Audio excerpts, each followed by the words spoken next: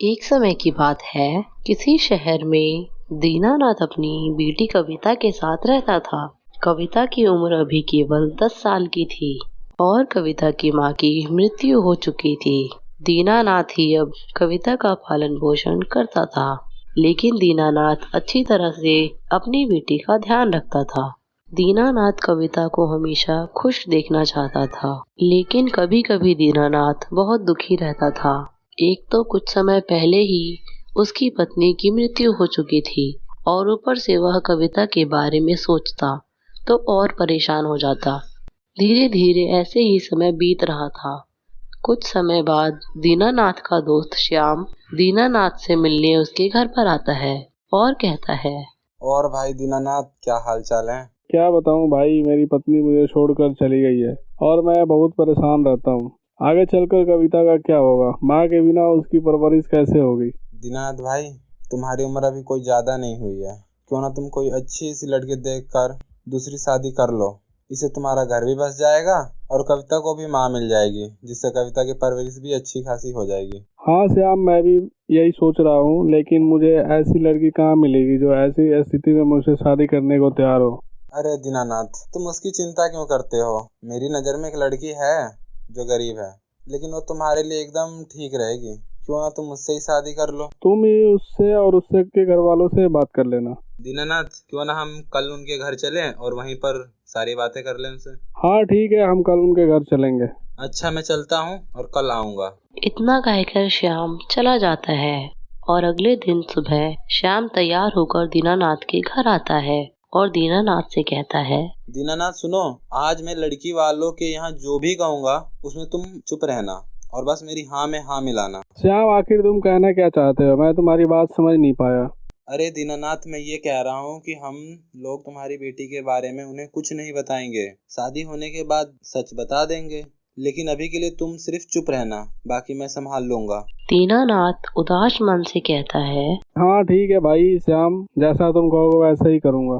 और श्याम और दीनानाथ दोनों लड़की के घर जाते हैं और उनके घर पर जाकर लड़की के माता पिता से बात करते हैं और फिर वो लोग इस रिश्ते को मंजूरी दे देते हैं। उस लड़की का नाम राधा था, जिससे दीनानाथ की शादी होने वाली थी और वे साथ के साथ पंडित जी को बुलाकर एक डेट निकलवा लेते हैं और कुछ समय बाद उनकी शादी हो जाती है और अब दीनानाथ और राधा अपने घर में आ जाते हैं।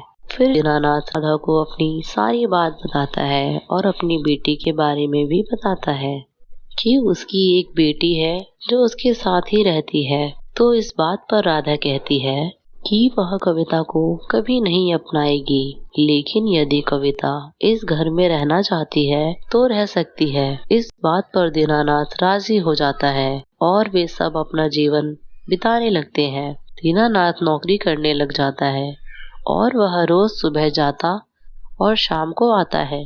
अब दिन में राधा और उसकी सौतेली माँ घर पर रहते हैं, लेकिन राधा सिवाय खाना बनाने के कुछ भी काम नहीं करती थी। बाकी सारा काम झाड़ू पोछा एवं कपड़े धोना बर्तन धोना यह सारे काम वह कविता से करवाती है और कविता को धमका के रखती है। यदि उसने कुछ भी दीनानाथ को बताया तो वे उसे इस घर से निकाल देगी। कविता बेचारी चुपचाप काम करती रहती है और रोती रहती है। समय इसी तरीके से बीत रहा था। कुछ समय बाद कविता की सौतेली माँ ने एक लड़के को जन्म दिया और अब कविता की सौतेली माँ अपने लड़के के पालन पोषण में ही सारा दिन निकाल देती थी। अब तो कभी कभी घर का खाना भी कविता को ही बनाना पड़ता था। कविता बहुत परेशान थी, लेकिन वह क्या कर सकती थी। और उधर दीनानाथ अपनी नई फैमिली में व्यस्त हो गया था। वह अब कविता का ज्यादा ख्याल नहीं रखता था। ऐसे में कविता अपनी माँ को याद करती और रोती रहती है। सोचती काश उसकी भी कोई माँ होती और उसे बहुत प्यार करती। कविता की सौतेली माँ कविता को उसके बेटे को खिलाने के लिए कहती, कभी उसको बाहर घुमाने के लिए कहती और कविता का सारा दिन इन्हीं कामों में निकल जाता।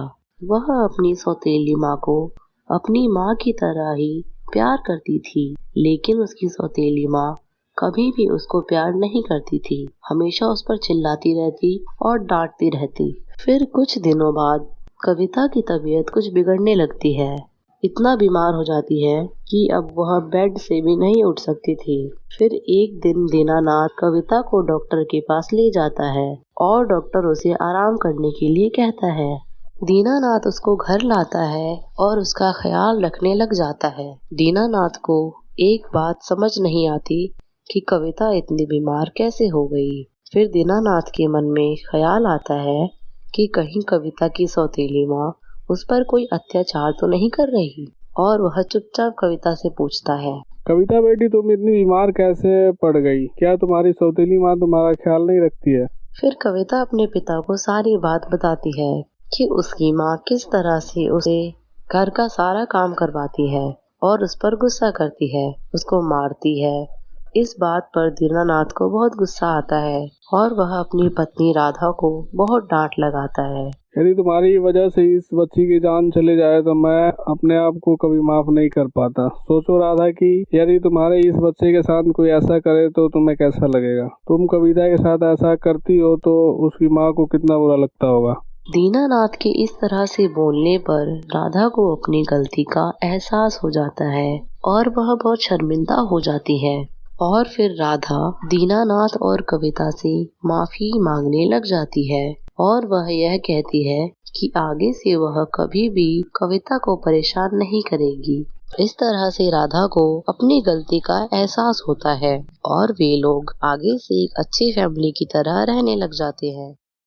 अगर आपको ये वीडियो अच्छी लगी तो लाइक करें और हमारी आगे की कहानियों को देखने के लिए हमारे चैनल को सब्सक्राइब भी कर लें। और हाँ दोस्तों, कमेंट करना ना भूलें।